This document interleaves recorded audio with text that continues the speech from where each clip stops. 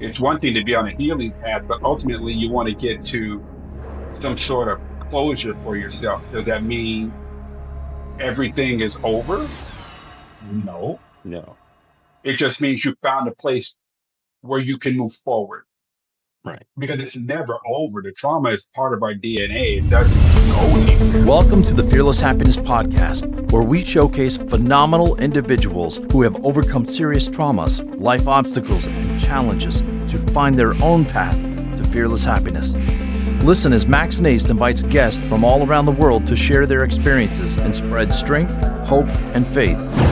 This is the Fearless Happiness Podcast, and this is Max Naist.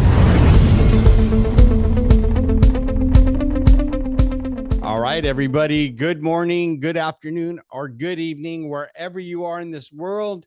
This is Max from the Fearless Happiness Podcast. And again, I have another amazing guest joining me today. What I like to do, Keeper, is have you introduce yourself to my audience, like who you are, what it is you do, and then you and I are going to have a great conversation. You and I are going to jump into it. We're going to cut it up and chop it up. My name is Keeper Catran-Whitney. I am the author of the book, Helplessness, the emotional health challenges brothers experience once we learn our sisters have been sexually abused by our parents. Helplessness is book one of a three-book series, from helplessness to hopefulness to happiness. I'm writing hopefulness now, and what the entire three-book series is all about, it's about elevating the voices of brothers in a space where no one ever asks, are we okay or do we need anything? After the abuse has been exposed, what usually happens is there's focus on the predator, there's focus on the person or persons who've done the empowering, and obviously there is focus on the sisters or the victims or survivors. But no one ever asks, brothers, do you need anything? Are you okay? So helplessness looks at what we deal with emotionally and answers the question through my family's experience. And so that is what our discussion is going to be about. And I'm sure Max will echo this. There could be some very triggering moments in this conversation because it can be very heavy. If you need to back up, if you need to, find a space where you are protected, by all means do so. Fearless Happiness Podcast with Max is going to be here. Come back, digest it at your own pace. And with that said, Max, I will toss it over to you. You said it, Keeper, or Mr. Whitney. Like, that is a heavy, nowadays, that is a heavy topic, right? And this, I'm glad you're here to show another perspective, right, of a family member, like you said, that may have gotten lost in the shuffle, but feels the pain just like everyone else did and needs support. So as the brother that you witnessed and found out this happened to your sister, like what happened for you at that moment when you found out? And you just, like, because I know I know one of the feelings might have been helplessness, like you said, right? Like not knowing, how do I support my sister, right? And then on the other end, you want to go rip the heads off of the people that did this to your sister. How did you navigate that? Well, it's not just one sister, it's four. So let me give some context for you. And then that way you will, have a foundation, for our conversation. In 1971, my family, we were very, very poor. I grew up and lived in 21 different places before I left out. I was homeless 3 times. I went to 11 grade schools before I graduated high school. And it's a 71. At that time, Michael Jackson and Jackson 5, they're blowing up. I mean, every child on the planet wants to be them because all you're hearing across the radio is ABC, who's loving you? I want you back. I mean, it is everywhere. You can just imagine the dreams of having that kind of life. Well, because we were very poor, my mother, she was an outstanding singer, got together with her brother and her sister. They started singing, and the next thing you know, they're singing, but they're not making enough money, to pay a $90 a month rent. I know the days of going into the streets to grab bottles to turn those in to get a pound of ground beef, get a bag of rice. I know what it's like to have days without eating. And so she still could make enough money. And my family consists of 10, my mother, my stepfather, 4 boys, 4 girls, of which I am number 2. And at this time, I'm around 13 years old.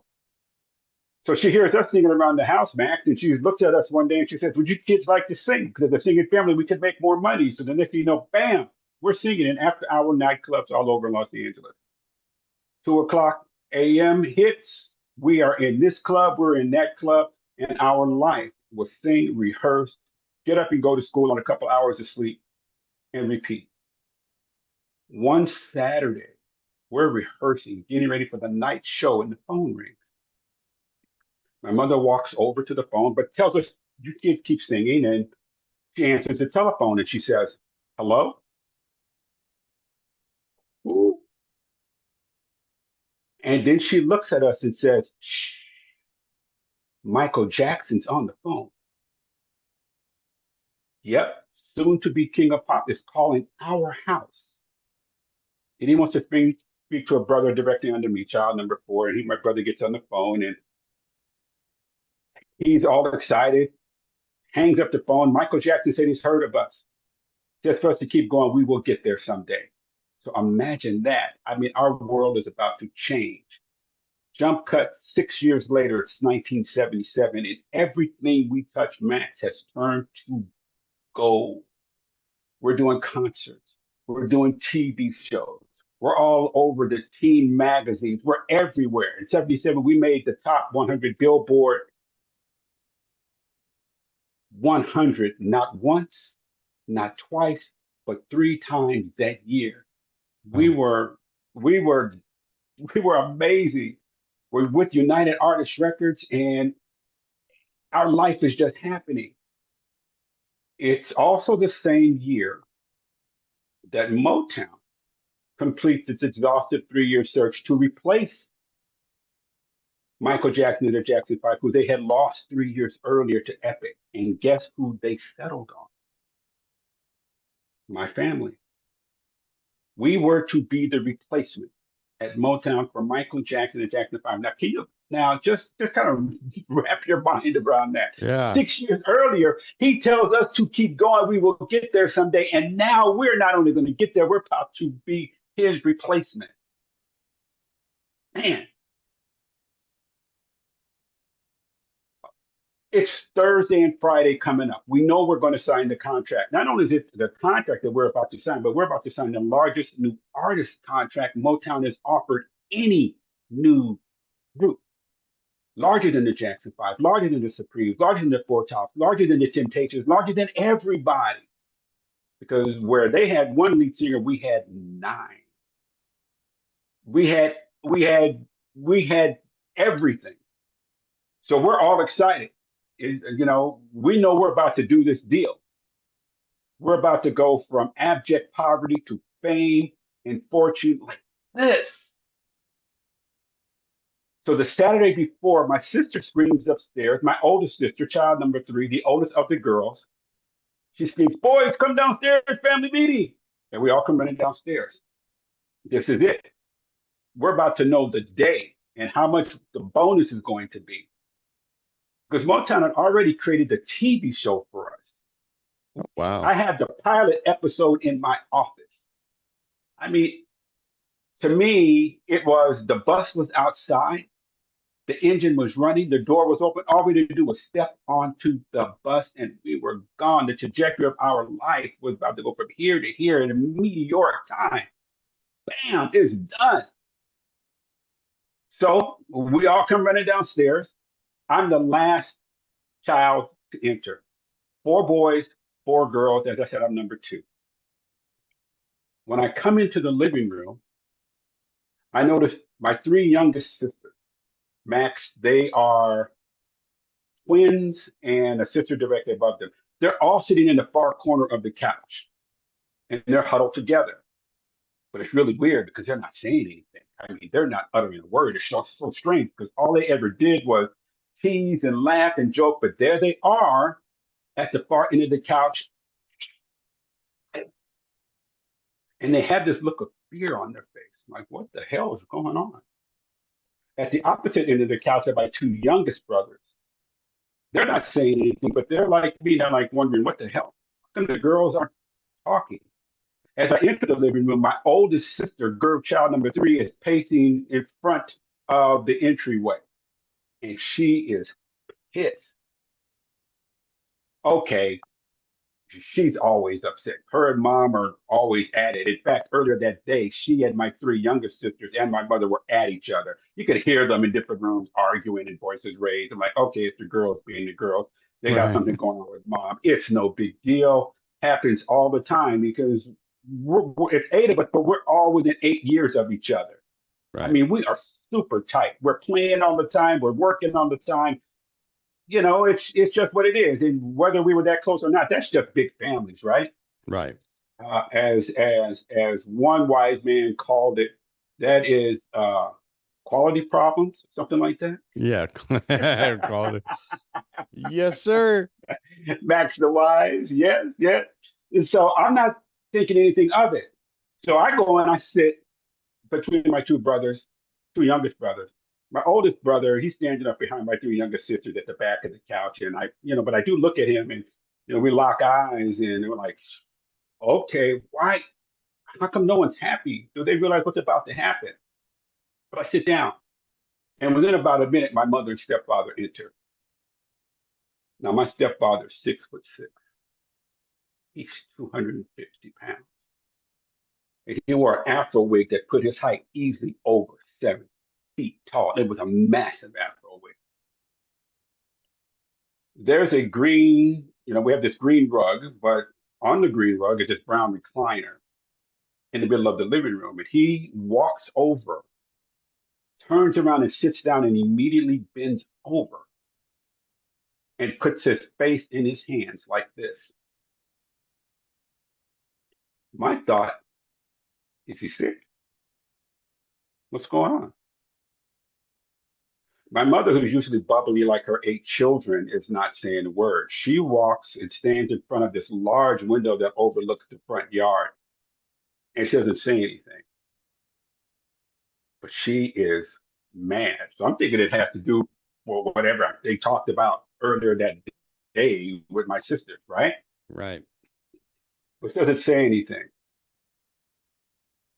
What me and my brothers are about to hear are the words no brother ever expects to hear. They're the words no brother could ever prepare for. Now, I live in Southern California. We have earthquakes all the time. In fact, we've been having a series of earthquakes over the past few weeks. I mean, it's like a couple every week now. Right. And when you have earthquakes like that, I call those material earthquakes, Max. They crack freeways, they uproot trees, they crack foundations of homes. You can put that back together, some rebar, some concrete, some nails, some spit, some gum, pop, pop, pop, pop, pop, everything's back together, get back on the freeway, go back in the house. Right. Those are material in nature. You can recover from those Right. usually. What happened to me and my 3 brothers are what I call 3 emotional earthquakes. And we're about to be hit with them in a 10-minute span, which makes talking to you and knowing your background, for me, I had been looking forward to this conversation. So me and my brothers are hit with earthquake number 1. My mother, very stoic, says, your stepfather has been molesting your sisters for years. I'm a brother. I have just been slammed backward emotionally. Shock and disbelief is washing over me. It can't be, not our family. We are so tight. What are you talking about? We are with each other all the time. What do you mean? Right. No, this cannot be. I'm slow on the uptake, but what I do hear is liquor store, I hear park, and I hear apartment, but I'm dropping. My mother then drops emotional earthquake number 2. She says, I have known all along. You've known what all along? You've known what? I don't even know what PTSD is at the time, but I am in the throes of it big time right now. Right. And I imagine so are my 3 brothers, because we had absolutely no idea. What we found out later was that all this started in 1971, the year Michael Jackson called our house. But here we are being hit with this news in a meeting that we thought was going to be the happiest meeting of our life. Every floor emotionally is just dropping for me.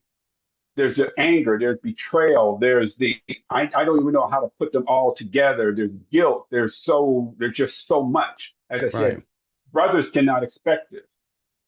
But as bad as those 2 are, emotional earthquakes, it's number 3 that locked me and my brothers down for years and prevented us from going forward in the healing process. My oldest sister, who's pacing back and forth in front of the archway, turns around and points a finger at her 4 innocent brothers and says, you can't talk about it. It didn't happen to you boys. It only happened to us girls. And like that, relationships between brothers and sisters that were so tight lay on the living room floor. Everything I knew about my family, I just lost all of it.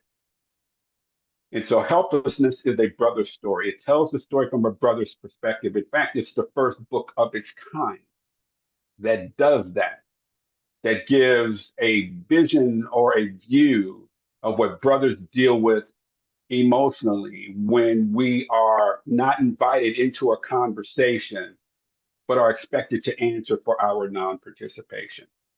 My journey is a 45-year journey of how I had to try to figure things out, because there wasn't a max in 1977 Right. for me to go to. In fact, there really isn't for brothers at this point on this topic, what we deal with. There's counseling, there's therapy, there's family therapy, there's family, Right. and there's all sorts of things. And obviously women could find it all over the place to this day, but there is nothing for brothers. And so that is what I do. I elevate the voices of brothers so people understand it did happen to us. Because as soon as we learned about it, it became it became broadcast news, so to speak. But it was already happening to us. We just didn't know about it. Right. So if it happens to one, it's happening to all. Right. And I understand why my sister did what she did, but that was the one that stopped me and my brothers in our tracks for 45 years before certainly me, found a way back to my sister to have the conversation that I was unable to have, and a conversation that allowed me to recapture manhood, recapture self-esteem and self-worth, and to be able to find the type of healing around the conversation and around what happened that I had never had before. I So that mean, is the that's the short story. right. And thank you for sharing that with me and my audience and I. And that's devastating news on any level, right? Like you said, because I come from a family of 7 where there's 3 girls, 4 boys, and so I'm not gonna say that I could understand how you felt, because I can't, right? Because if I was told you can't talk about it, that's I mean, you just heard the first 2 that crushes you, and now you're not given a voice to say, I want to help you, sis. But basically you're told you can't do anything. You need to not talk about it. Didn't happen to you. And I can see where that affected your self-esteem, your self-worth, right? Because you were pretty much told, what I'm hearing was at the time, you're nothing, you have nothing to do with this. So don't, Right. like, and people don't understand that's it. That could be that's a devastating effect It on is a your, devastating effect because you're a brother, and obviously your protective instincts want to kick in. But absolutely. when you're told you can't talk about it, what we hear is that we don't matter. Right. Our emotions don't matter. We are disposable. And as the conversation around child sexual abuse has always been discussed, no one ever asked the brothers, as I said, do you need anything? No one ever comes back. We are in many ways viewed as taboo, or even better, an inconvenient truth, because you're looking at, for my sisters, we were, in many ways, I learned later, once I was finally able to have discussion with us, we were viewed almost as guilty as our stepdad, but that was just through gender proximity more than anything else, Right. because we didn't know about it. We just, what happened, what was between Israelites happened to be between our legs, and so we were lumped in that, even as our challenges of who do we talk to, because back in 77 there were no documentaries, there were no miniseries, there were no Right. books, there were no articles, there were no 12-step programs, there were absolutely nothing. And the same thing holds true today. There's still nothing for brothers. And one of the reasons why I was looking forward to talking to you is I have done so many interviews over the past 9 months, over 100. And I'm often asked, so did you find any counseling? And there was no counseling to be had. But as I got older, I did seek it out. And one of the challenges has always been this. Every counselor that I have gone to, and I told them what happened, and I need someone to talk to. And so I started finally figuring things out on my own, and getting me to where I needed to be on my own. Right. I was always told, you know what, I can't help you because I never heard of this from a brother's perspective. If you were a woman, if you were a sister, I could help you, but I don't know what to do for a brother. Right. And my response is, so imagine I'm in a car with my family of 10, and we are in an auto accident, and I'm the lone survivor. I've lost my family. I don't know what to do. And I'm feeling all this grief, and I'm feeling all this anger, and even I'm feeling self-blame. How come I survived? Right. Why did everyone else go? Why am I still here? All this confusion and crisis, and obviously depression and isolation is settling in on me. And Right. so I shared that, and they said, well, yeah, but I don't know what to do for a brother. I've never heard of anyone talk about this from a brother's perspective. And so that is what led me to write Helplessness, because I've spoken to hundreds of brothers who have been carrying the same sort of burden, the same sort of trauma in silence, because there's no place for us to go. Right. So, um, Well, back then too, in your generation, even my generation, right? Like, things were not talked about. Like, I know my family, anything hardcore like that, it was like, you don't talk about it to anybody, right? It stays here in the house. You're not allowed to tell anybody what went on. right. And then, like you said, to get help for what you went through. And I want to make this clear to audience, right? Like, that kind of stuff, like addiction affects the whole family. That affects the whole family, right? Because not only do you have, I mean, I can't even imagine you find out your stepdad did that, and then you find out mom knew about it and didn't do anything about it, right? That alone is soul crushing at that, like, what do I do with this? And then you got Exactly. sister, and then sister, I'm not making light of it, looks at you boys and goes, you don't get to say anything because it didn't happen to you. So that I can, Yeah, I'm yeah, feeling that like I am a nobody through you at that moment. Cause that's what that feels like. Like I don't hmm matter. yeah. Right. Well, So that nobody feeling went on for years, and I understood. I finally understood it. It took me a while, Max, to understand why my oldest sister did that. You know, she's protecting herself. She's correct. protecting her Okay. younger sisters. But at that time, I'm a I'm a teenager, and I don't know what to do.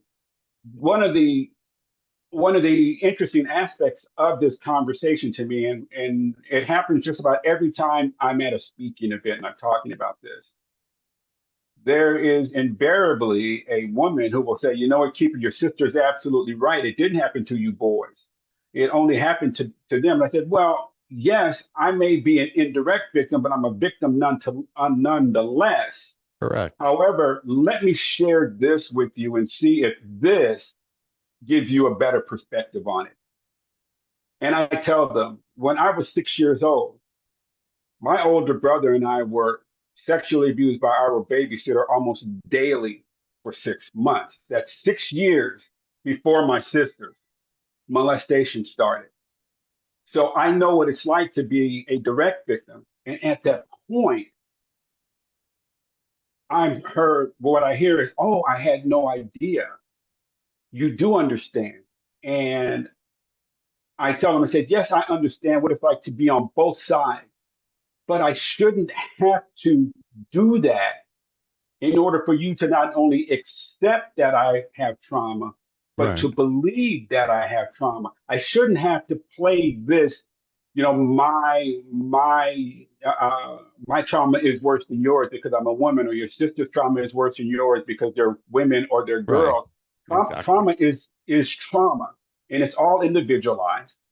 It is all, when you're dealing with a family, as you say, give a family, you come from a family of 7 kids. Yes. We all have our individual relationships with each other, and the dynamics are very different from one to the next. And we also have a different dynamic with each parent. No one has the same relationship. And so there's this confusion that is taking place when, for us, the people who should be protecting us are the ones doing this. Right. So, how do we create a space, which is my mission, that brings brothers into a conversation, as I said, where we're told we can't talk about it, but we are expected to answer for our non participation as far as our sisters are concerned? Right. How do you do Yeah. it? It's such a paradox, right? Absolutely. And I was thinking the same thing, right? Like, where were you? How come you didn't help? But oh, wait, he was told not to help, that he had nothing to do with it. Yeah. So let's get into that, right? Like, Yeah. you know, we have a good idea of what happened. And I keep going back to, the news you thought you were going to get, right? Like life is going to change from how we know it right now, right? I'm excited, like that excitement. You're probably just going, we're going to be the next Jackson 10, you know what I mean? But you get what I'm saying? And then that happens. So let's talk about your healing, and right, because I want to show the audience the resilience. I don't care how long it takes, Absolutely. right? Because if you Absolutely. didn't heal, you would not be sitting here with me today having this conversation, right? So You are correct. Yes. how did that process begin for you, right, over the years? Like, and then get into, like, have you reconciled with your sister? Like, how is everything with the family now, all these years later? Okay. So which step do you want to, how do you want to go through this? I want to Because know, okay, it's okay. right. So let's take it from, like, okay, we just found out you were told Right. not to talk about it. There's no help at that time, right? Counseling wise, and you're getting told, like, I can help your sister, but I can't help you because I've never been through this. How did you start to discover ways to heal yourself and get through this and move forward? I hate to say, like, anything like, oh, get over it, right? Like that doesn't happen. Yeah. Right. We move forward. Right. How did you learn how to move forward and heal yourself so that you could still be that brother they needed? Let's go from there. Great. It was incredibly difficult. Me and my brothers, we internalized everything our older sister said to the point we did not talk to each other about it for 45 years because we were just told you can't talk about it. And at this point, every relationship we have with our sisters is hanging by a thread. So you're a brother and you hear this, you already know that the trust has eroded to the point to where they're just a step away, a conversation away from never talking to you again. Even though, as we continue to move forward, because we were under contract with the United Artists Records, we had to keep going. Yeah. We had to, because we owed them over $250,000 for this album that we just did. So most of us kept going, trying to figure out, okay, how do we get through this? And yet we would hear from our sisters, how come you didn't hear my tears, hear my weeping, or see my tears? And so this erosion of trust is just becoming devastating. So from my standpoint, my position was, okay, let me do exactly what they said do. Do not bring it up. But I know I want to kill somebody. Someone must pay. But I'm told you can't. So I have to try to regulate my emotions so I don't do further damage to the family as a whole, which is so hard because I'm in this serious depression. But I follow orders like a good soldier. I do it. And I know as it's happening, there's a sense of betrayal for not only my sisters, but there's a sense of betrayal about who I am and the brother that I want to be. And I'm locked down in a very serious way. You're right. It ultimately ends up as a story of hope and triumph and survival and thrivership. And I get back to my sisters 45 years later. But the challenge of trying to find out the kind of brother that I want to be took me through some really, really dark places. Because I know that every day, the sense that I'm betraying them is chipping away, as I said, at my self-esteem. It is chipping away at my self-worth. So ultimately, what happened before all of my healing can really take place is I had to confront my stepfather 9 years later because we were under contract and we all had to be together. Everything we ate, every article of clothing, every our house, all of it was being paid for by United Artists Records, and they needed all of us to do it. 9 years after all this happened, I'm about to marry my fiance, who is now my wife of 38 years. And I am in a very dark place mentally. See, I think most people, when they have a mental health challenges, that's what comes second, the mental health challenge. What comes first is the emotional health challenge. When you are feeling everything emotionally and you reach out to people and there's no one there to help you, because the emotional support is community based, it's shared experience, it requires talking, it requires people listening. But who wants to do that for someone, and especially a guy? What guy wants to hear about a guy's feelings, especially back in 77 or 86? No one was doing that. It's not like today where we're getting celebrities who are coming out talking about their direct experience. We're finding more and more people. No one wants to do the emotional support of anyone. And so when you don't get that emotional support, which is why it's called the emotional health challenges brothers experience, we go to a dark place. And to me, that's where the mental comes into play. And I had gone to a mental place because mental for me is logic thinking, it's isolation, you're alone, you're in your head.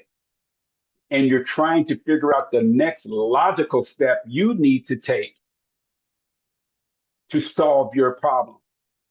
But because it is so trauma based, this trauma becomes part of our DNA emotionally, right? It Right. is part of our marrow. It is part of everything we do. It and like DNA, it can manifest itself in ways that we don't understand, and oftentimes it can be very helpful, particularly for your health. And emotionally, it can be very hurtful for everyone that you know. Right. So I went to this dark place 3 months before my wedding. I told my fiance, look, I got to go to the house because my mom kept the room for me. I got to handle something. And so I went there. I went there with the intention of killing my stepfather. I waited for him for 2 hours to kill him. At the house, there are two bedrooms upstairs. One is my old bedroom, and one is my mother's bedroom, and she's still seeing this guy. I'm like, how is it? So you talk about the continuation of the trauma we are constantly being put in this Yeah. trauma position. And so I hear him coming out of the bedroom, and he's so much bigger than me. But like I said, he's 6'6", 250 pounds. I'm like 5'8", 145 pounds. But my only thought is killing because I have to handle this for my sisters because I have failed them.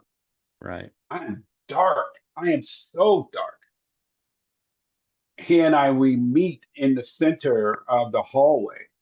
And I say to him, you have 24 hours to leave this house. If you're still here, you will be dead because I will have killed you. So that's where things got for me. Luckily, the next day when I went back, he was gone that time. But my journey after that was I got to find someone to talk to. But before even all that can happen, I had to accept that I was in pain. I had to accept that. I had to understand, dude, you are in a bad way. Right. Without that acceptance first, there is very little chance of me healing at all. Because Right. oftentimes we deflect it, and especially men, there's a lot of talk about toxic masculinity and all that sort of stuff. And a lot of that is, to me, comes out of a lack of accepting what's going on. It Right. becomes this denial, right? Right. And unless you can get to the acceptance part, which I eventually did, I just said my only way forward is I have to accept this. And then going forward was, okay, there are no tools, there are no systems for me as a brother. I've got to find someone to talk to, someone who won't give me, like you're saying earlier, that noise of, dude, I would have done this. Or for my sisters, girl, I would have done this. That's just noise. Right. That's not helpful. I had to find someone to talk to who would just listen. And then I was finally able to start to move out of that dark place mentally. And once I started having those conversations, emotionally, I could share. And then it's like, oh, okay, uh, uh, I can work with this part of it. So that's what got me going, having the conversation. Yeah. And those can be tough. And I kind of understand how you feel because if I go back a little bit, when I was in my active addiction, one of my nieces was in an abusive relationship, right? And we were going to have, I can't remember if it was Thanksgiving or Christmas dinner at my mom's house, right? And I'm sitting there with my sister and my mom, and they're telling me that he just broke her arm, like physically abusive, right? But in the same breath, they did the same thing that was done. You can't do anything. I'm like, wait a minute. One, I'm her uncle. You just told me this news. You know what I mean? Like, and I couldn't and I had to be the nicest guy, right? I didn't talk to him, but I respected my sister, my nieces, and my mom's wishes, right?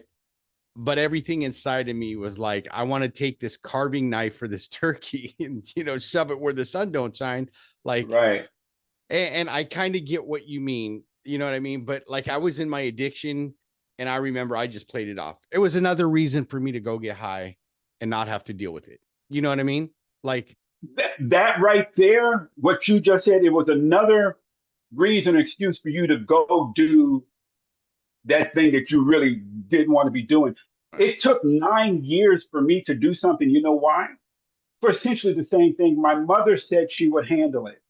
And so because she said she would handle it, that meant I didn't have to do anything. It right, was a warm blanket.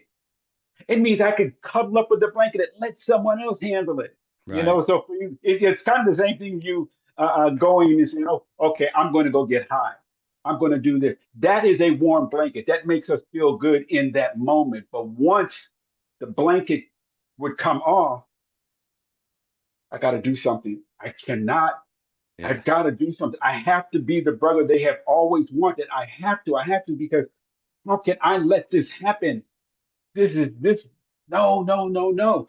And so there's so many addictive things going on here. So obviously, beginning with my stepfather's addiction, right, my mother's addiction to let it happen because she needed that. She needed him around. She needed that false sense of security, right, right?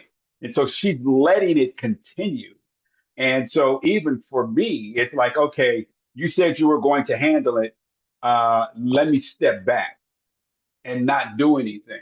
So I've never even looked at the possibility of those 9 years, uh, being some sort of addiction.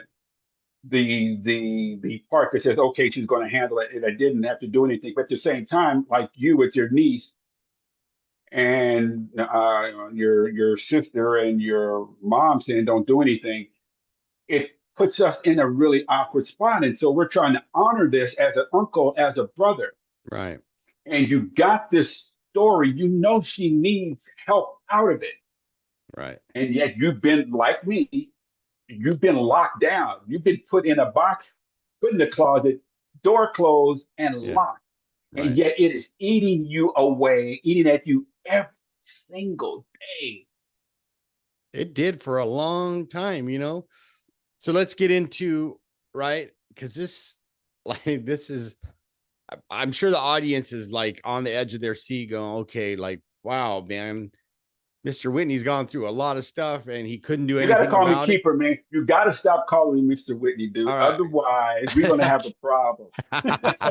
All right, Keeper. So, All right, right on, man. Okay. how did you, right? You said it took you 9 years, but when did you start to see the light at the end of the tunnel, the healing? Like, let's hear some of the positive things that happened with you and your family that you finally got to overcome and come back together as a family. What brought it together was me deciding I've got to write a book from a brother's perspective so that other brothers who are experiencing this will know they are not alone. So before writing the book, I realized what I have to do. This is like 40 years later. I've got to tell my sister. I've got to have this conversation I do not want to have. Right. And I'm scared, and like I said, even still, I hadn't even spoken to my brothers about it. And I certainly hadn't spoken to my sister. So I decided that I did not want my family story to end in tragedy. I wanted to be something that could help other people live through us, learn through us, and see that you can come out on the other side. So what I did and what changed everything for me was I called my second sister, not the one who said I couldn't talk about it. She came next. And what we went through was unexpected. So I called my second sister and I said, "Look, I want to write a book about what happened to us from a brother's perspective." We're standing out in front of her house. It's hot. It's summer, and I'm just sweating. And I tell her, I'm going to do this, and I'm waiting for hell to be unleashed on me. How dare you? Right. Time has a way of giving people the chance to evolve. not just me, but even them, my sister. Right. And so, Max, I'm standing in front of her. I'm in tears because I know I'm doing the hardest thing I could ever do. I'm telling her I want to write a book from a brother's perspective. And as I said, I know what she's going to say. How dare you? But that's not what she did. She said, you should write a book. Other men should know what brothers are going through.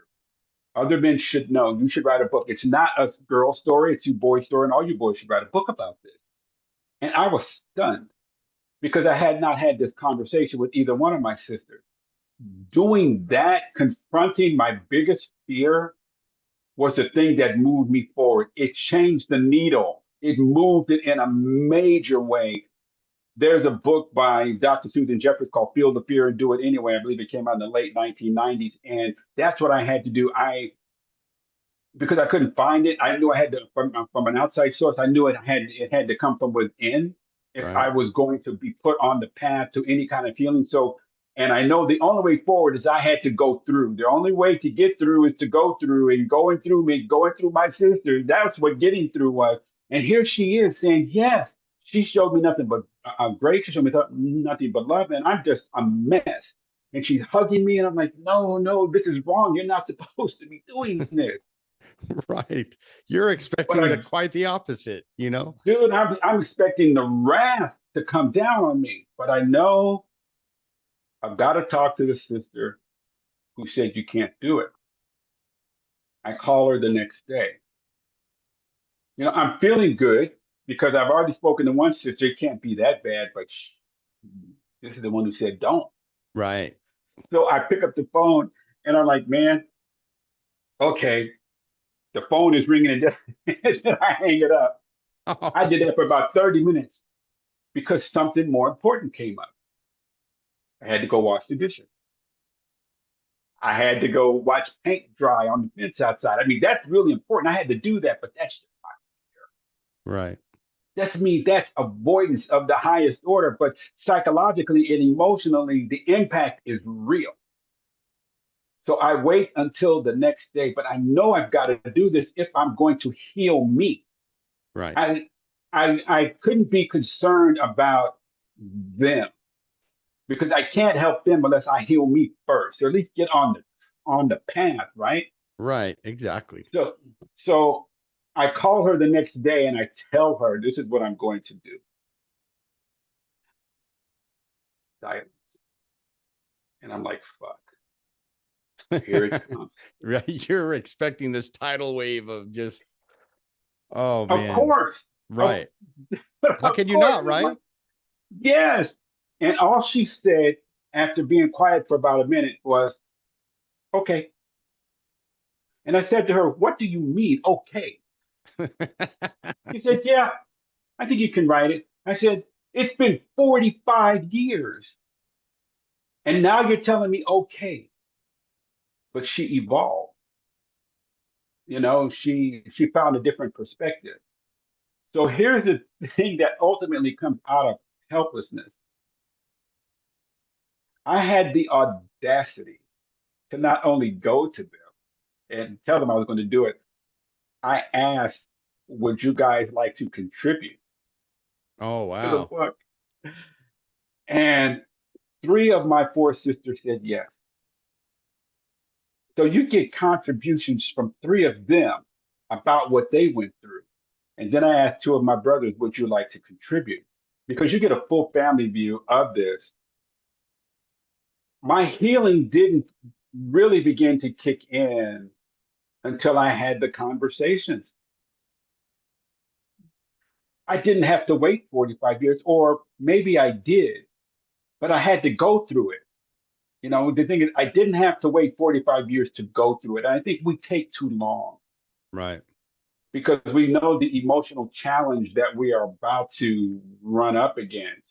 We know that, or we have already preconceived what the outcome is going to be. And my feeling on that, Max, was okay. They're going to blow up. They're going to be effing mad at me. Can I handle that? Yeah. because I'm expecting the worst. Right. So anything other than that is going to be cool. So I accepted the worst outcome and figured I can handle that. Can I handle things getting better? That became some thought to me. Can I handle things getting better? Can I handle what it's going to take to make things better Right. after telling them this?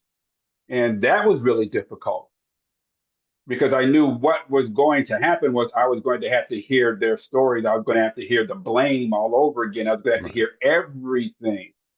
And I was going to have to hear it in a way that I could not say what I needed to say. I needed to take it. That was my process. I needed to take everything they were going to give me, Right. even as some of it was misplaced, some of it was not true. I needed to take it. Right. And then once I gave them the space to say what they needed to say, it opened up a channel for me to say what I needed to say. And it turns out all three of them, their thought was, we thought you boys didn't care because you never talked to us about it for 45 years. I'm like, but you guys said don't talk to us. Don't even bring it up. And so they're also saying, well, we thought you guys just didn't care. Like, we did care. You just said we couldn't talk to you. So there was so much time wasted. And ultimately, what came out of it, I have great relationships with these three sisters now. But you have I four, would, right? I have four. One I do not talk to since this happened. She wants Oh, nothing to do with us. so ever since it happened way back when you In were told 77. about the abuse, she just cut ties with all of you? Is she like She that with cut her sisters? all but one, her twin. Oh, But that relationship did not last. My two youngest brothers, I don't talk to because they are dealing with the trauma of this and trying to find their way forward and, right. trying to figure out how to handle this. Right. And the handling to me, Max, it's about having those conversations. So ultimately my family story ends up becoming one of hope and triumph, certainly from my Yeah, brother's perspective and I certainly from love my it. sisters, because we're able to get back together. Do I have a relationship with my mother? No, there's much that she needs to not only answer for, but she is so fearful of even having the discussion. Right. And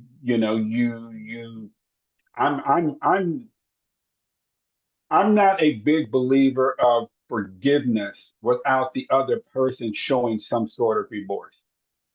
To me, if I'm just forgiving you, and there's oftentimes a lot of talk about, well, it's eating away at you. Well, I'm not being eaten away. I'm just not having the relationship there.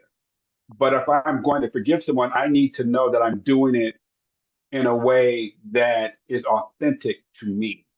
And it's Right. authentic once the person has made some sort of action to be remorseful. Because my mother even says to this day, when no one has ever tried to talk to me about it, which is such so not true. Right. So she's doing what she's doing. But for me, the main people are my sisters. And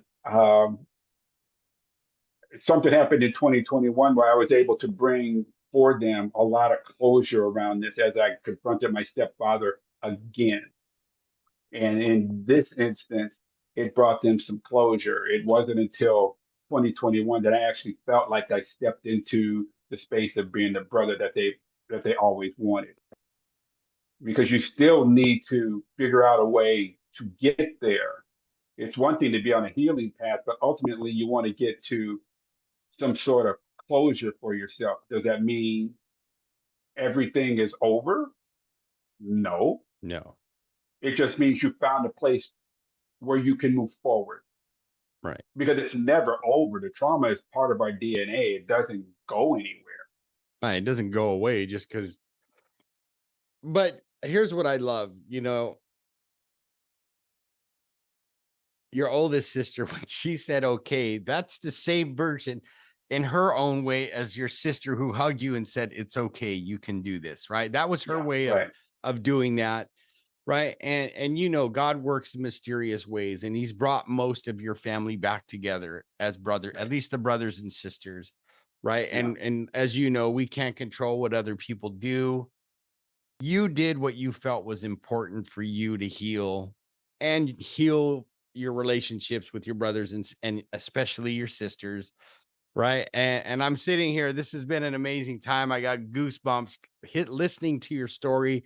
Right. And as tough as it is, right, I know my audience heard your version of fearlessness, your version of happiness, but I'm going to still ask you, I'm going to ask you, right, Keeper. So what does fearless, going through what you've been through, what does fearless mean to you, and how does that show up in your life today?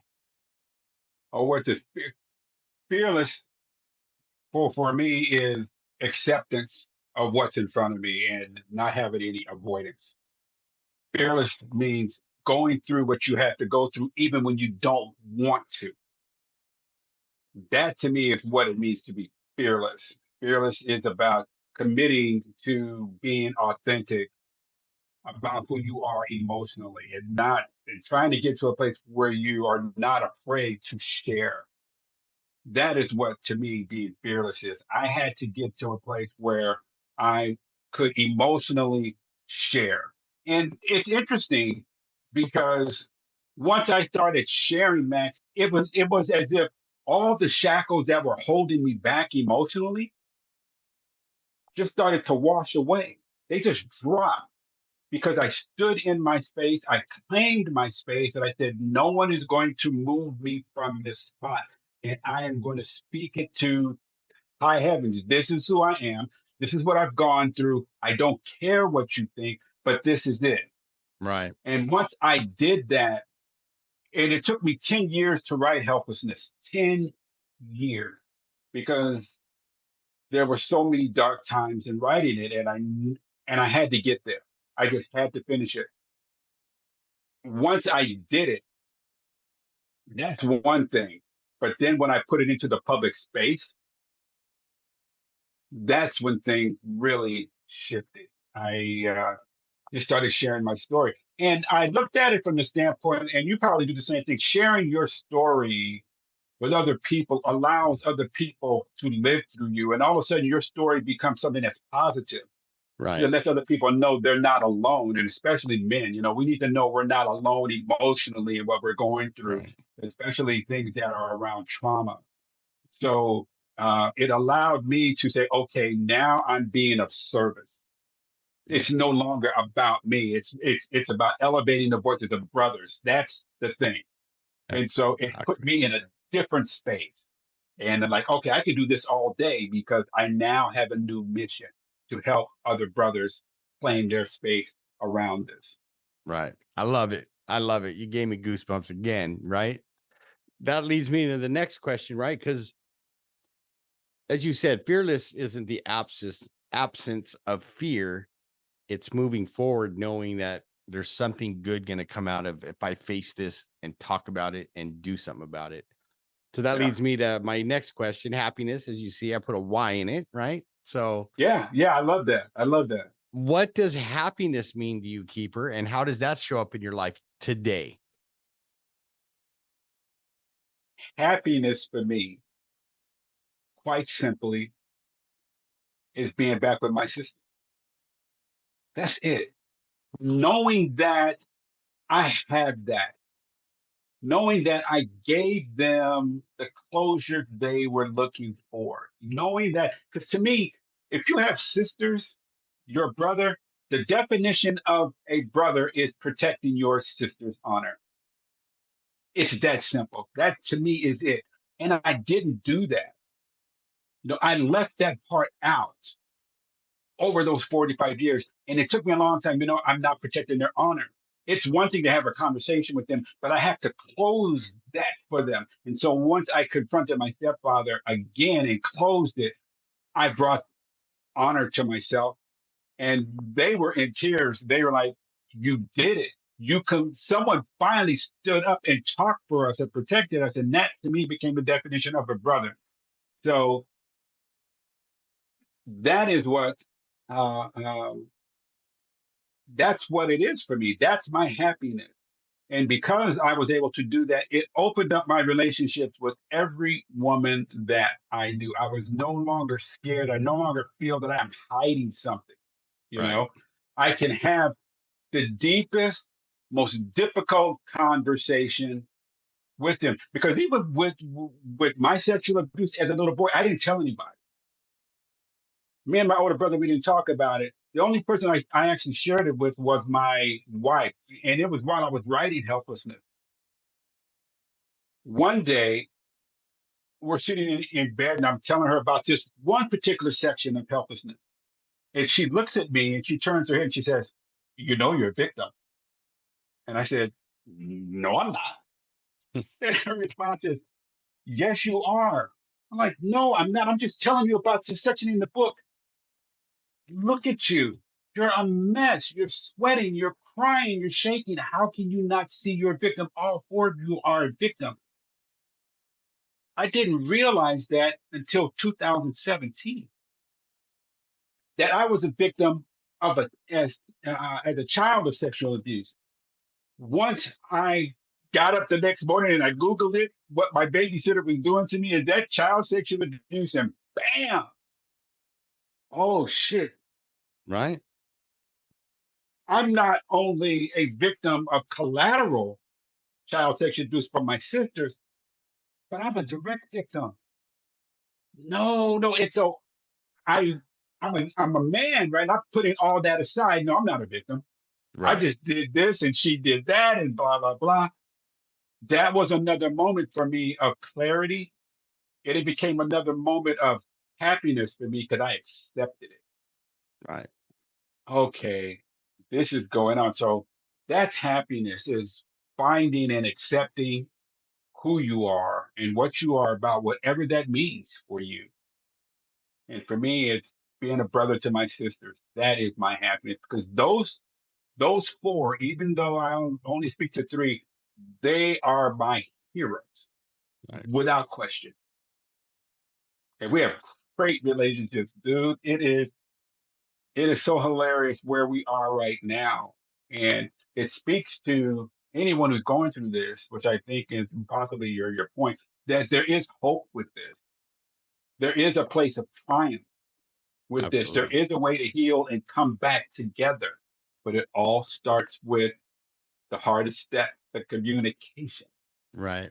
Yeah. Well, that's why I'm so glad you're here, because you have just now become a beacon of hope for maybe guys in my audience that have gone through this that don't know what to do with it. Maybe they were told by a mother or same thing, right? Like, hey, this didn't happen to you, so you just put it out of your mind. Like, don't even talk about it. Like, Yeah, you're not worthy to have this conversation. right. And now That's really what we hear. exactly. And now you gave them hope that they are worthy, right? Anybody, whether it's male, female, like in my audience, I don't care. You are worthy of Yeah. talking about this. So as deep as this was, this conversation, I so appreciate you being here and taking the time out of your busy schedule. This has been an awesome time. But if they want to get your book, want to reach out, have you speak, how can my audience get a hold of you, Keeper? How can they get in Well, touch? that's very kind to offer that. They can get the book on Amazon. Helplessness. They can certainly get it there.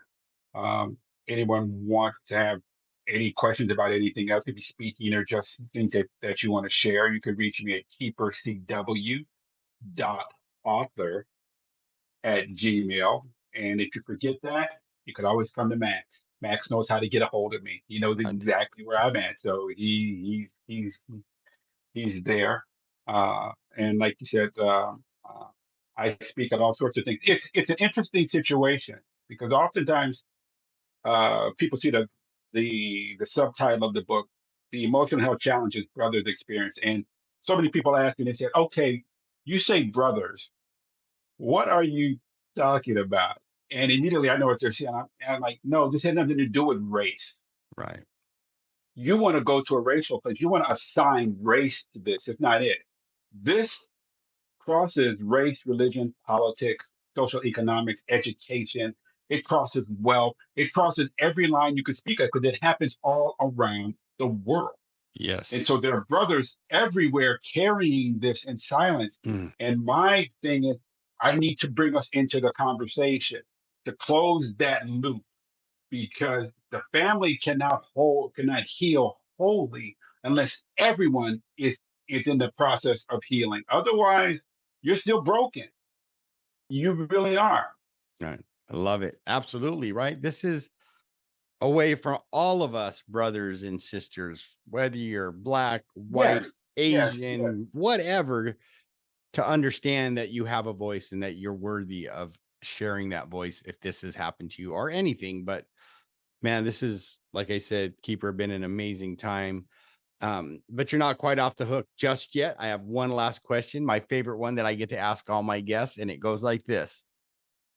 What is the one piece of advice, Keeper, you could give my audience to help them grow as human beings and become better people? Get past your fear of sharing your deepest secrets, your trauma. Get past that fear. You cannot grow, in my opinion, unless you do that. Because when you don't do it, you're in that mental place, you're in that logic place, you're in that place of isolation. And a lot cannot, well, how do I say this? A lot can go wrong when you're in that place. Your strength grows from sharing it, and your strength grows from community. Your strength grows through just being able to feel what it is. And so for me is talk about whatever it is that bothers you. And not everyone's going to be ready for it, but that's okay. You need to talk because it's about you. It's not about them. It's about what you need in order to move forward. You heard him, everybody. Like I said, this has been an amazing, amazing time. Thank you, Keeper, for this awesome conversation that we got to have today.